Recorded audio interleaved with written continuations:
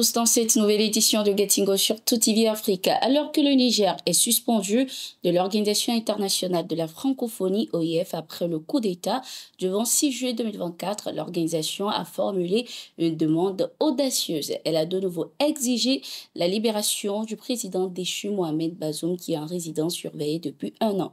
S'alignant sur la position du Conseil de sécurité et de l'Union africaine, l'OIF a réitéré sa ferme condamnation de la mise en résidence surveillée prolongée de Mohamed Bazoum et de son épouse.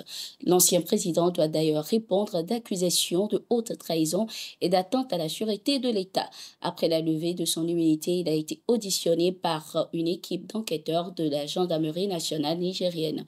On lui reproche d'avoir émis des appels à ses homologues étrangers afin qu'ils soutiennent la CEDEAO pour une intervention militaire dans son pays pour le ramener au pouvoir. Sa tentative d'évasion a également constitué un élément clé du dispositif de déstabilisation du pays avec la complicité de certaines forces extérieures. Il est important de préciser qu'après le renversement de Mohamed Bazoum, l'OIF a suspendu le Niger de ses instances. Les nouvelles autorités nigériennes de leur côté restent fermement attachées à la défense de la souveraineté et de la sécurité du territoire. Malgré les multiples appels internationaux, le Conseil national pour la sauvegarde de la patrie CNSP, dirigé par le général Abdourahmane Tiani, est déterminé à juger Mohamed Bazoum pour ses actes. En Guinée-Conakry, les ministres sont interdits de quitter le territoire jusqu'au 31 décembre 2024. Les missions à l'étranger sont également suspendues pendant cette période. L'annonce a été faite par le biais d'une note du gouvernement signée par le président de transition, le général Mamadi Doumbouya.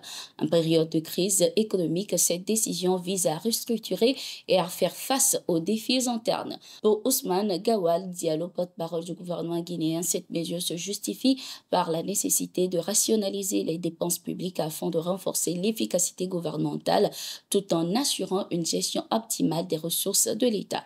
Il arrive parfois que des voyages effectués par des ministres ne soient pas nécessaires. Il est parfois arrivé que des ministres se déplacent à l'étranger pour signer de simples mots alors qu'un ambassadeur ou un autre cadre de leur département pouvait le faire à moindre frais, a-t-il ajouté lors d'un entretien. La note du gouvernement guinéen indique que les ministres déjà en mission sont priés de rentrer au pays. La Guinée fait face à une crise sociopolitique et économique depuis un certain temps. À cela s'ajoute la suspension de plusieurs médias pour des raisons inconnues. Chez la population, le mécontentement est palpable. Il y a quelques jours, l'opposition a dénoncé une transition marquée par l'oppression, le musulman et l'enlèvement de citoyens. En République démocratique du Congo, le procès en appel des condamnés à mort dans le cadre de la tentative de coup d'État s'est ouvert ce 10 octobre 2024. Parmi les condamnés à mort se trouvent des Américains et un Belge. Tous ont été reconnus coupables d'association de malfaiteurs, d'attentats et de terrorisme. 51 personnes ont été présentées à la justice et 14 ont été acquittées. Après leur condamnation à mort, les associations de défense des droits de l'homme ont vivement réagi et dénoncé cette décision. La Belgique a de son côté jugé cette mesure particulièrement inquiétante. Le département d'État américain a déclaré suivre la situation après l'annonce du verdict en première instance. Le 19 mai 2024, un commando composé d'étrangers a orchestré une tentative de coup d'État dans le pays. Ces hommes armés ont attaqué en premier le domicile de l'ancien ministre de l'économie Vital Kamerhe, qui est aujourd'hui président de l'Assemblée nationale. Le domicile abritait également les bureaux du président congolais Félix Tshisekedi.